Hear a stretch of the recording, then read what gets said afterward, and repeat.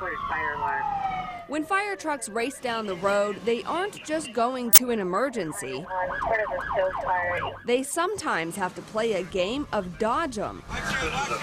They stop in the middle of the road, so it ends up almost being an obstacle course trying to go in and out of the vehicles to try and get through an intersection or get down the road. They just either slam on their brake or who knows what they're going to do. Sometimes they pull to the left. Zigzagging around vehicles is not only unsafe, it can hurt response times. If we have to be delayed trying to get to the scene, it's going to, it could affect the outcome of the patient. Communications from Battalion 13.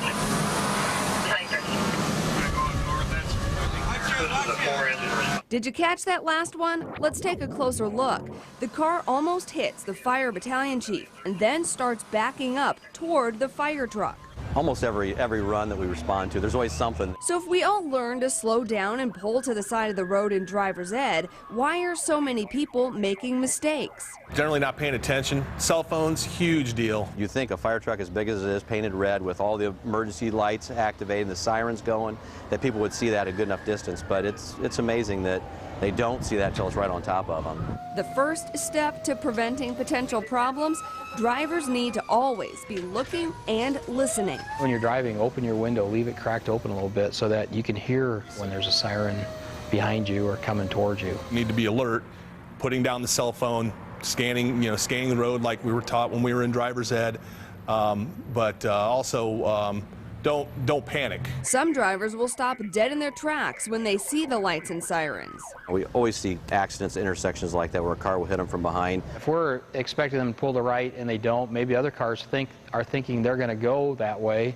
and then they end up hitting them. Instead, slow down and use a signal to show your next move. It let me know they were aware I was there and that they weren't going to be a problem with me going around them. But what if all the lanes are full of cars, or if you're all the way over to the left? If the other vehicles coming from their direction notice that there's an emergency vehicle there and everybody's stopped, and we're behind you, we have no way of getting to the left of you, then somebody's going to have to move the traffic through, proceed through the intersection, and pull off to the side of the road and let us go by and then just continue on.